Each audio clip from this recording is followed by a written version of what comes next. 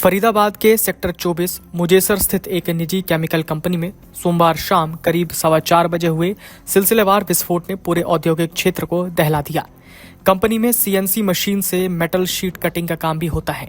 सोमवार को फैक्ट्री में काम चल रहा था और कर्मचारी रोजमर्रा की तरह ड्यूटी पर मौजूद थे।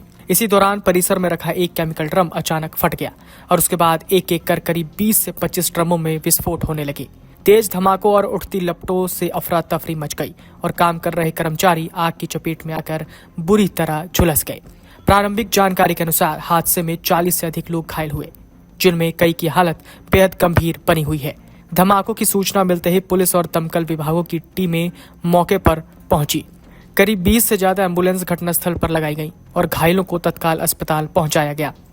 एम्बुलेंस चालक रवि ने बताया कि हालात बेहद भयावह थे और कई लोग गंभीर रूप से झुलसे हुए थे।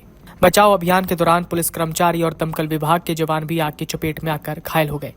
घायलों को प्राथमिक उपचार के लिए मुख्य रूप से बीके अस्पताल में भर्ती कराया गया, जहां रेड जोन बनाकर उनका उपचार किया गया। डॉक्टरों की टीम लगातार गंभीर मरीजों की निगरानी कर रही है और कई घायलों को बेहतर इलाज के लिए निजी अस्पतालों में भी रेफर किया गया है।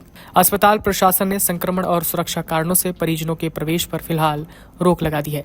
सुनिए इस हादसे को लेकर सब फायर ऑफिसर सुनील वर्मा ने क्या जानकारी दी। सूचना मिली थी अचानक यहाँ एनआईटी की टीम, जो फायर स्टेशन की टीम है, वहाँ आके उन्होंने देखा, आग पर काबू पाने की कोशिश की, लेकिन अचानक ये केमिकल के ड्रम थे, ऑयल के ड्रम थे, इनमें हीट की वजह से, ओवर हीट की वजह से ये ड्रम फट गए और उसमें हमारे जो मुलाजिम हैं एनआईटी के 2 कर्मचारी वो घायल हो गए, जिनको बीके हॉस्पिटल में दवाई के लिए भेजा गया है और प्राथमिक उपचार देने के बाद उनकी स्थिति को देखते हुए उनका इलाज किया जाएगा। इसमें करीब 4 पुलिस वाले हैं जो ईआरवी 200 नंबर ईआरवी पे ड्यूटी पे तैनात थे, वो उनके साथ उनकी जो अप्रिय घटना में उनकी गाड़ी भी क्षतिग्रस्त हुई है और इसी भी आप पे 4-5 पुलिसकर्मी जो उस टाइम उनमें ड्यूटी पे मौजूद थे, उनकी भी चोट लगने की संभावना। उनकी अभी एक्चुअल स्थिति और काउंटिंग का पता नहीं लग पाया, वो अभी देख रहे हैं, उस बारे में इन्वेस्टिगेशन करेंगे, उसके बाद में पता लगेगा कि यहाँ जो प्राथमिक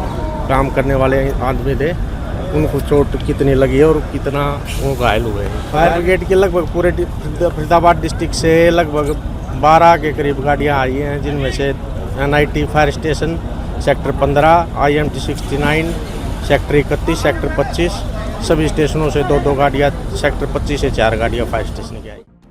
वहीं मिली जानकारी के अनुसार 22 घायलों को तत्काल ऑपरेशन थिएटर में ले जाकर उपचार किया गया। कई मरीज 70 से 80% तक झुलसे हुए हैं और उनकी स्थिति नाजुक बताई जा रही है। डॉक्टरों का कहना है कि अगले 24 घंटे बेहद अहम है। पीएसआई रवि का उपचार निजी अस्पताल में चल रहा है, जबकि एसपीओ अभिषेक जो ईआरवी पर चालक है और सिपाही अजनेश को बीके अस्पताल रेफर किया गया। इनको भी प्राथमिक उपचार के बाद निजी अस्पताल में रेफर कर दिया गया। अस्पताल परिसर में परिजनों की भीड़ लगी है, लेकिन गंभीरता को देखते हुए किसी को अंदर जाने की अनुमति नहीं दी जा रही। विस्फोट इतना जबरदस्त था कि करीब 100 मीटर के दायरे में खड़े 2 पहिया वाहन और कारें जलकर राख हो गई। आसपास की फैक्ट्रियों के शीशे टूट गए और लोग दहशत में बाहर भागते नजर आए। प्रत्यक्षदर्शियों के अनुसार धमाकों का असर 500 मीटर तक महसूस किया गया और सड़क से गुजर रहे राहगीर भी इसकी चपेट में आ गए।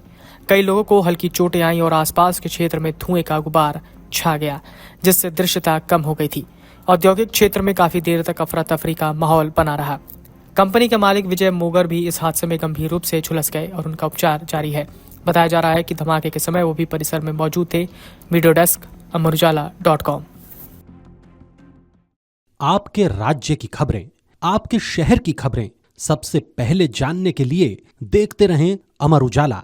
चैनल को सब्सक्राइब जरूर कर लें और पाएं हर अपडेट।